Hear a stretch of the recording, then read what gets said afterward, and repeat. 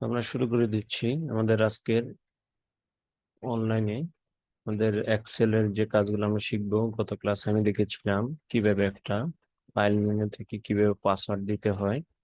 তো আমি গত ক্লাসে বলেছিলাম আজকে আমরা দেখাবো আপনাদের হোম অপশনের কাজ।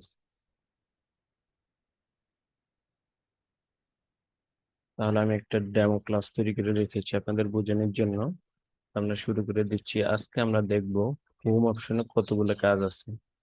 তার মানে সেকেন্ড ক্লাসে দেখেন হোম অপশনের যতগুলা অপশন আছে আমি ওদেরকে সিরিয়াল বাই সিরিয়াল সাজিয়ে রেখেছি, অর্থাৎ আপনাদের স্টেপ বাই স্টেপ দেখিয়ে দেব কিভাবে কাজগুলা করতে হয়। তো দেখেন আমি এগুলো সিরিয়ালে যদি সাজাই, আমরা প্রথমে আছে cut, copy, format, printer, font, font size. তো এই সব প্রত্যেকটা কাজ আমরা স্টেপ বাই স্টেপ দেখবো, এবং কি এই অপশন গুলার প্রত্যেকের আলাদা আলাদা কাজ আছে। এগুলো যদি আপনি না জানেন ভালোভাবে, তাহলে আপনি এক্সেলে অথবা অফিসিয়াল কোনো জব করতে গিয়ে আপনি বিভিন্ন ক্ষেত্রে বাধা পাবেন। আমি আজকে আপনাদের একদম বেসিক লেভেল থেকে শুরু করাবো এবং কিভাবে আপনার কাজগুলো খুব সুন্দরভাবে করতে পারেন। তো আমি যদি দেখাই, এ হচ্ছে আমাদের অপশন গুলা, আর এখানে একটা ডেমো ক্লাস আমি তৈরি করে রেখেছি, একটা সিরিয়াল নাম্বার, নাম এবং একটা স্যালারি অ্যামাউন্ট দিয়ে রেখেছি। আমি প্রথমে আমাদের এখানে যে কাট অপশন আছে, যেমন কাট অপশন আছে, কাট অপশনের কাজটা আপনাদের দেখাবো আজকে।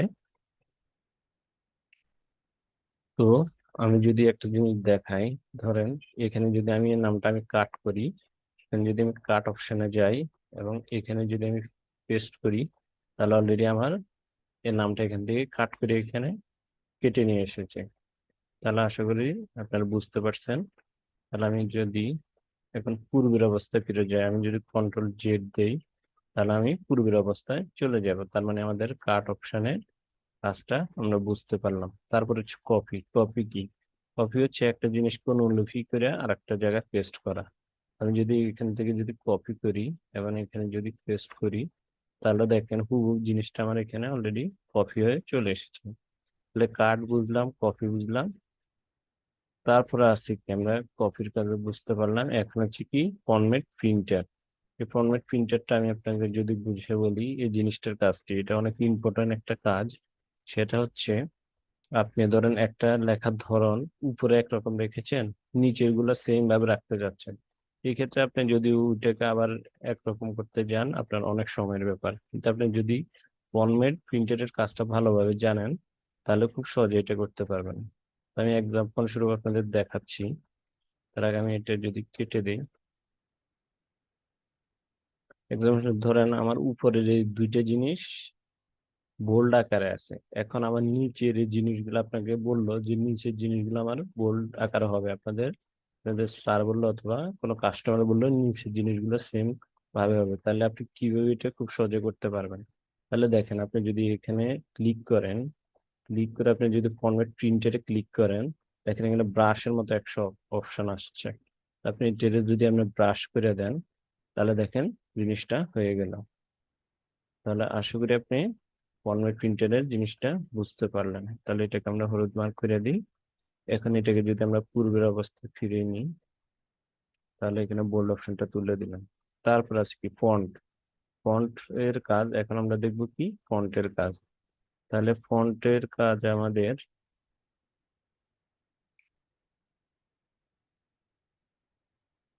আহ আমরা যদি এখানে যাই, যাওয়ার পরে আমরা যদি লেখার সাইজটাকে বড় অথবা ছোট করি, এক্ষেত্রে আমাদের এখান থেকে আমরা করতে পারবো। তার মানে এ দেখেন লেখার সাইজটাকে এটা আমরা সিরিয়ালে দিতে পারি। তার মানে লেখার সাইজটা ছোট বড় হবে। আশা করি জিনিসটা আপনারা বুঝতে পেরেছেন। এখন আমরা যদি ব্যাকে যাই অর্থাৎ আন্ডু করি, তাহলে পূর্বের অবস্থা ফিরে যাবে। তাহলে এটা আমরা ইয়ে করি। তারপরে দেখবেন যে ফন্ট সাইজ। ফন্ট সাইজ আপনি এখানে ক্লিক করে ফন্ট সাইজ এখানে গিয়ে এতে যে ডাবল এতে দেওয়া আছে এটাতে ক্লিক করে ফন্ট সাইজ বড় করতে পারবেন, অথবা ফন্ট সাইজ ছোট করতে পারবেন। অথবা আপনি এখান থেকেও করতে পারবেন, এখানে যে সিরিয়াল নাম্বারটা দেওয়া আছে এখান থেকে ফন্ট সাইজটা ছোট বড় করতে পারবেন। এটি স্ট্যান্ডার্ড সাইজ, আমি একটা 8 দিয়ে দিলাম অথবা 11 দিয়ে দিলাম, এটা হচ্ছে স্ট্যান্ডার্ড সাইজ। তো ফন্ট সাইজের জিনিসটা আপনারা বুঝতে পারলেন। এখন আমরা দেখব increase font size, decrease font size, অর্থাৎ এই যে সাইজ গুলো আছে এটাকে আমরা মার্ক করি, আপনি যদি ডাবল এতে ক্লিক দেন তাহলে এটা ইনক্রিজ হতে থাকবে, মানে এটা বড় হতে থাকবে। আর যদি ছোট এতে ক্লিক দেন তার মানে এটা ছোট হতে থাকবে, তাহলে এটা ইনক্রিজও করা যায়, ডিক্রিজও করা যায়। তা আশা করি জিনিসটা বুঝতে পারলেন। তো এখন আমি আপনাদের দেখাবো বোল্ড কিভাবে করতে হয়, বোল্ড অপশনের কাজ। তো এটা যদি আপনার মার্ক করেন, মার্ক করে বি তে চাপেন, তার মানে এটা বোল্ড হয়ে যাবে। এখন তারপরে আছে আপনার ইটালি। ইটালিয়ান হচ্ছে আপনার লেখাটা বোল্ডে আছে, আপনি এটাকে একটু বাঁকা করতে যাচ্ছেন, মানে ইটালিয়ান আকারে করতে চান, মানে এক্ষেত্রে আপনি আই বাটন প্রেস করবেন, এটা একটু বাঁকা হয়ে যাবে। তার মানে আমাদের ইটালিয়ান কাজটা শেষ। এখন আপনি যাচ্ছেন আন্ডারলাইন করতে, ধরেন আপনার একটা কাস্টমার বললো আমাদের লেখাটা নিচে আন্ডারলাইন করে দেন, সেক্ষেত্রে আপনি কিভাবে করবেন? সেক্ষেত্রে আপনি এটা মার্ক করবেন, ধরেন এই জিনিসটা আপনি আন্ডারলাইন করতে যাচ্ছেন, এক্ষেত্রে এটার উপর কার্সর রাখবেন, রাখার পরে ইউর পরে নিচে দেখেন একটা আন্ডারলাইন দেওয়া আছে, ওইটাতে ক্লিক দিবেন, তাহলে দেখেন এটা অলরেডি আন্ডারলাইন হয়ে গেছে। আশা করি জিনিসটা বুঝতে পারছি। তারপর আমরা আন্ডারলাইনটা হলুদ মার্ক করলাম, তাহলে উপরের কাজগুলো আশা করি আপনি সব বুঝতে পারলেন। এরপর হচ্ছে বর্ডার। এই বর্ডারটি কি? বর্ডার হচ্ছে মোস্ট ইম্পর্টেন্ট একটা জিনিস। ধরুন এক্সাম্পল স্বরূপ আমি যদি বলি, আপনি জিনিসগুলাকে, অথবা এখানে একটা জিনিস লিখলেন উড, আর এখানে দিলেন একটা সংখ্যা, দিলেন দিলেন ধরেন 20,000 টাকা। এখন আপনাকে বলা হলো এটা বর্ডার দেওয়ার জন্য, এক্ষেত্রে আপনি কি করবেন, এখানে মার্ক করবেন, মার্ক করে এখানে অপশন দেওয়া আছে বর্ডার, তো বর্ডার অপশন দিতে পারেন, তাহলে জিনিসগুলো বর্ডার হয়ে যাবে। অথবা আমি যদি এগুলো করে দেখাই, বর্ডার হয়ে যাবে। তো বর্ডারের আবার বিভিন্ন ক্যাটাগরি আছে, এটা হচ্ছে বটম বর্ডার, অর্থাৎ আপনার উপরে খালি থাকবে, নিচে হবে। আর এটা হচ্ছে টপ বর্ডার, তো টপ বর্ডারে যদি দিই উপরে বর্ডার হবে আর নিচে সব খালি থাকবে, লেফট রাইট নো বর্ডার, আপনি নো বর্ডারে যদি দেন বর্ডারটা উঠে যাবে। এখন আপনি যদি ঠিক বক্স বর্ডার যদি দেন, তাহলে যদি আমরা এটা দিই, দেখা যায় যে আমাদের ভিতরে সব খালি থাকবে, ফুল পাশে স্কোয়ার সাইজে এটা মোটা আকারের বর্ডার তৈরি হয়ে যাবে। তাহলে এটা হচ্ছে ফুল বর্ডারের কাজ। এখন আমি যদি আরেকটু নিচে যাই, এখানে দেখেন বর্ডারে আপনি টপ বর্ডার, ডাবল বর্ডার, এইভাবে যে ক্যাটাগরি গুলো সিম্বলটা যেভাবে দেওয়া আছে, আপনি যেটা করবেন ঠিক সেভাবে বর্ডারটা নিয়ে নেবে। তো আশা করি জিনিসটা আপনারা বুঝতে পেরেছেন, আপনার জিনিসটা খুব শর্টকাটে পারবেন। তো আমি বর্ডারের অপশনে হলুদ মার্ক করে দিলাম। হলুদ মার্ক করার পরে এখন দেখেন ফিল কালার।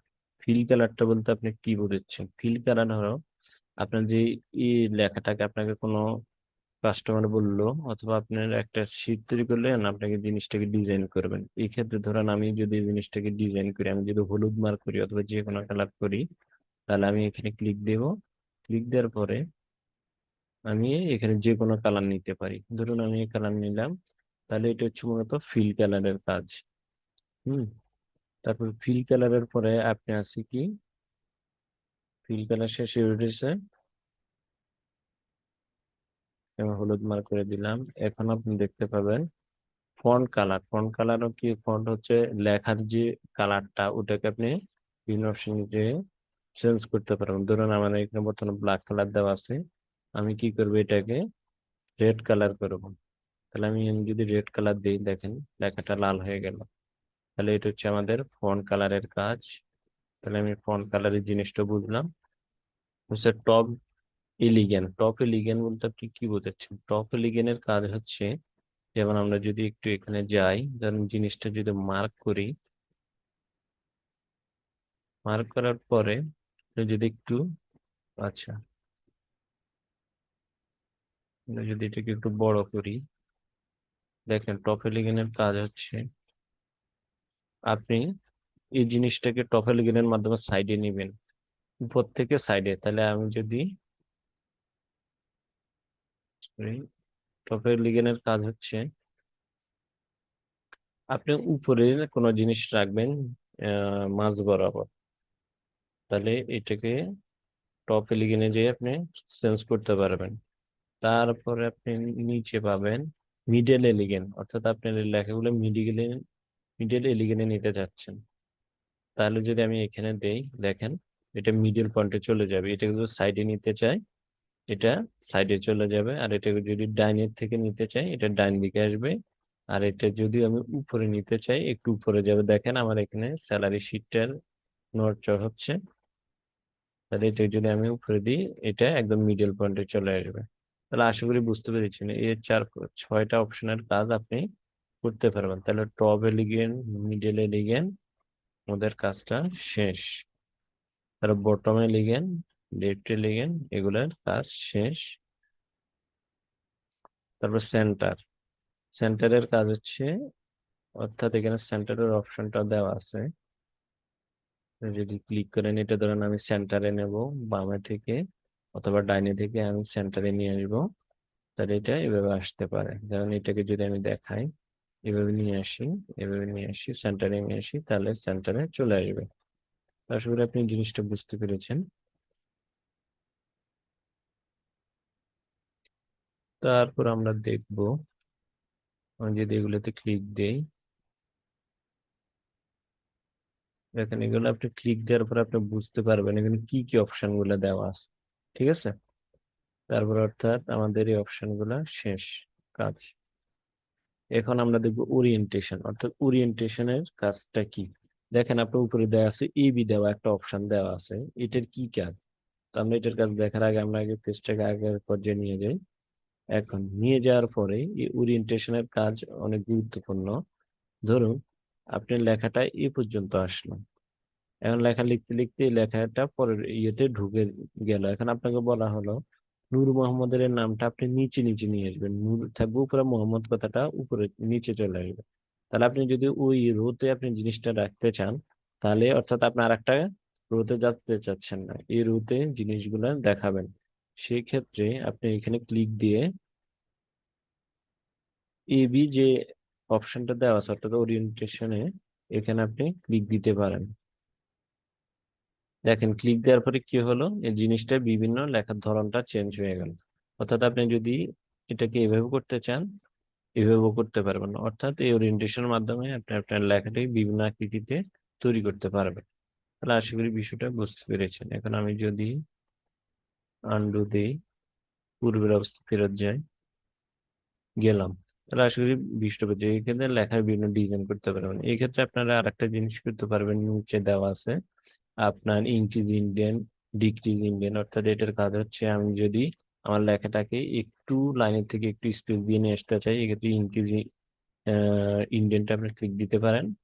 এই ক্ষেত্রে আবার যদি পূর্ব অবস্থায় নিতে পারেন, অথবা ডিক্রিজ ইন্ডেন্টের, অর্থাৎ স্পেসটা উঠে গেল। তাহলে orientation, increase indent, decrease indent জিনিসটাকে আসলে বুঝতে পেরেছেন।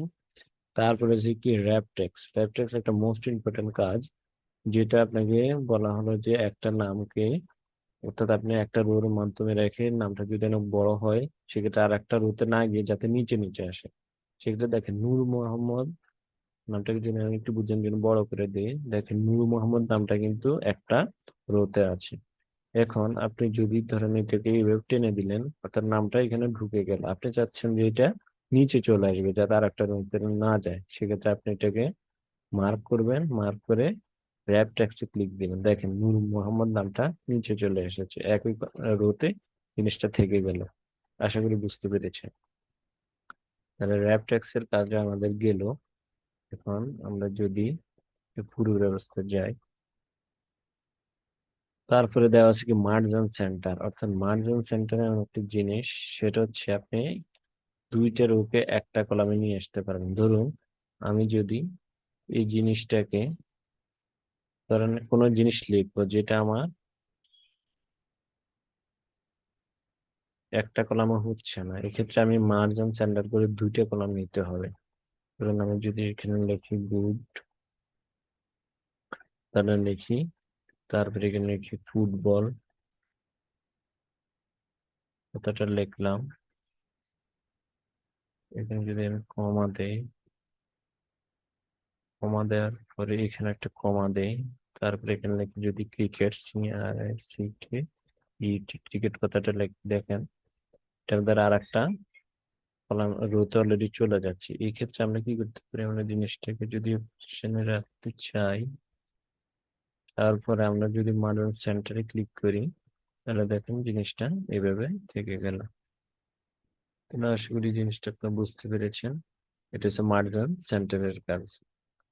তারপর আমরা দেখব এখানে জেনারেল অপশন দেওয়া আছে। জেনারেল অপশনে কি কাজ? জেনারেল অপশন কাজ হচ্ছে আপনার এই ধরনের সংখ্যাকে আপনি জেনারেল অপশনের মাধ্যমে বিভিন্ন করতে পারেন। যেমন এটাকে যদি আমরা কারেন্সিতে ক্লিক দিই, অর্থাৎ এটা আপনার ডলারের চিহ্ন পড়ে গেল, এটা যদি আমি পূর্বের অবস্থার নাম্বারে নিয়ে আসতে চাই, নাম্বারে নিয়ে আসতে পারবেন।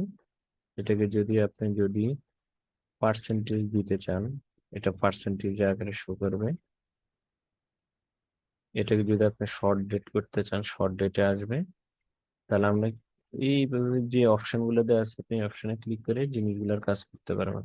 তো আমরা পূর্বের অবস্থা ফেরত যাই। এখন দেখেন এরপর জিনিসগুলোর নিচে শর্টকাট কমান্ড দেওয়া আছে। এটা যদি ডলার করতে চান করতে পারবেন, এই যে পার্সেন্টেজ দিতে চান দিতে পারবেন। এখন এটাকে যদি আমি কমা দিতে চান দিতে পারবেন, যেহেতু আমাদের হাজারের পরে কমা চিহ্ন লাগে, এর জন্য আমরা কমা চিহ্ন ব্যবহার করে জিনিসটা করতে পারবো। এই ক্ষেত্রে এখানে একটা অপশন দেওয়া আছে ইনক্রিজ, অর্থাৎ ডেসিমাল। আপনার এটা হাজারের পরে কত সংখ্যা করবে। সাধারণত আমাদের 6,000 যদি লিখি, 10,000 যদি লিখি, 10,000-এর উপরে একটা কমা পড়ে, এক্ষেত্রে এটা কমা দিয়ে করতে পারবেন। আর এটার পরে দেখেন 10,000-এর উপরে ডাবল শূন্য দেওয়া আছে, অর্থাৎ এটার পরে আপনি ডেসিমালটা ইনক্রিজ করতে পারবেন, বাড়াতে পারবেন। তাহলে এটা দিয়ে বাড়াতে হয়, আর এটা দিয়ে আপনি কমাতে পারবেন। তো আশা করি জিনিসটা বুঝতে পেরেছেন। তো আমাদের মার্জ সেন্টার এন্ড জেনারেল অপশনের কাজ গেল। এখন আমরা দেখবো অ্যাকাউন্টিং নাম্বার ফরম্যাট কিভাবে করতে হয়। তো অ্যাকাউন্টিং নাম্বার ফরম্যাটের কাজ আপনারা নিচে গিয়ে অ্যাকাউন্টিং নাম্বার এন্ড ফরম্যাটিং এর এই কাজটা করতে পারবেন। এই ক্ষেত্রে আপনারা যদি এখানে ক্লিক দেন, ক্লিক দিয়ে অ্যাকাউন্টিং এ যদি ক্লিক দেন, দেখেন এগুলো ডলারের চিহ্ন পড়ে গেছে, অর্থাৎ অ্যাকাউন্টিং ফরম্যাট ওই উপরের সিস্টেম যেগুলো দেওয়া আছে, সিম্বল, ডলার চিহ্ন, পার্সেন্টেজ, কমা, এই কাজগুলো দিয়ে আপনি এটা বুঝতে পারবেন। তো আশা করি বিষয়টা বুঝতে পেরেছেন। এখন যদি আমরা এটা পার্সেন্টেজ স্টাইল করি, অর্থাৎ আপনার জিনিসগুলা ফন্টের যে ধরনগুলো আছে এগুলো বিভিন্ন স্টাইলে সাজাতে পারবেন। Long time, percentage, accounting percentage, এগুলো বিভিন্ন লেখার বিভিন্ন ধরন, স্টাইল। হ্যাঁ, এই জিনিসগুলো আশা করি আপনারা করতে পারবেন। তাহলে আমাদের এটা গেল ইনক্রিজ ডেসিমাল, রিডিউস ডেসিমাল, এগুলোর কাজও শেষ। তো আজকে এই পর্যন্তই, আমরা 30 পর্যন্ত দেখলাম। আগামী ক্লাসে আমরা পরবর্তী কাজগুলো দেখব, কিভাবে কন্ডিশনের যে কাজগুলো আছে আপনার হোম পেজের, এখানে অনেক ইম্পর্টেন্ট কাজ আছে। তারপর ফরম্যাট টেবিলের কাজ আছে, ফরম্যাট সেলের কাজ আছে, এগুলো আমরা পরবর্তী ক্লাসে দেখব। তো ধন্যবাদ, আশা করি আজকের ক্লাসটা সবাই বুঝতে পেরেছেন। তো আমাদের পরবর্তী ক্লাস গুলো দেখার জন্য আমাদের পরবর্তী ভিডিও গুলো ফলো করতে থাকবেন, এবং আমি আপনাদের দেখাবো বেসিক থেকে অ্যাডভান্স লেভেলের কাজ। এগুলো মূলত বেসিক লেভেলের কাজ। তারপর আমাদের insert option, page layout, already যতগুলো অপশন আছে প্রত্যেকটা অপশন স্টেপ বাই স্টেপ দেখবেন। ফাইনালি আমাদের অ্যাডভান্স লেভেলে আমরা কিভাবে একটা এক্সেল শিট তৈরি করতে পারি, এক্সেল শিটের মাধ্যমে স্যালারি শিট তৈরি করতে পারি। তারপরে এবং ফাইনালি দেখাবো কিভাবে একটা এক্সেল শিট থেকে একটা সফটওয়্যার তৈরি করা যায়। ওইগুলো এখনই দেখলে আপনারা বুঝবেন না, এই জন্য বেসিক ক্লাসগুলো দেখতে হবে। বলে শিখার পরে আপনি অ্যাডভান্স লেভেলের কাজগুলো করতে পারবেন। তো ধন্যবাদ সবাইকে।